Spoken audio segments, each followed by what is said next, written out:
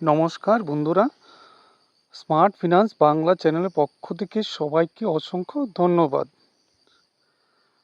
আজকের এই ভিডিওতে আমি আপনাদেরকে জানাবো পোস্ট অফিসের একটি দারুণ সঞ্চয় প্রকল্পের সম্পর্কে, যার নাম হলো সুকন্যা সমৃদ্ধি যোজনা। এই স্কিমটি মেয়েদের ভবিষ্যতে সুরক্ষার জন্য সরকার চালু করেছে।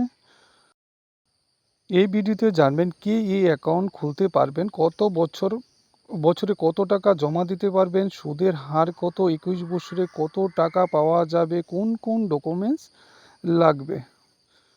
এই স্কিমে 10 বছরের কম বয়সী মেয়েদের নামে অ্যাকাউন্ট খোলা যায়।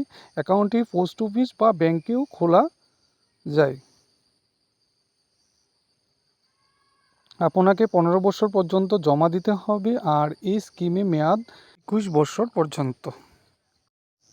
এই স্কিমে কমপক্ষে বৎসরে 250 টাকা এবং সর্বোচ্চ 15,000 টাকা পর্যন্ত আপনি জমা দিতে পারবেন।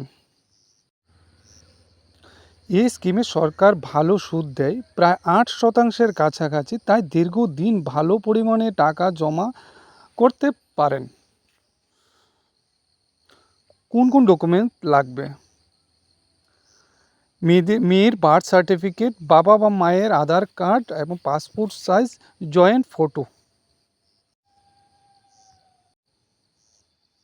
যদি কেউ সুকন্যা সমৃদ্ধি বছরে 12,000 টাকা জমা করে 15 বছর জমা দেন, তাহলে মোট জমা হবে 1,80,000 টাকা, আর 21 বছরের সুদ সহকারে প্রায় 5.5 লাখ টাকা পর্যন্ত সুদে আসলে পাবেন।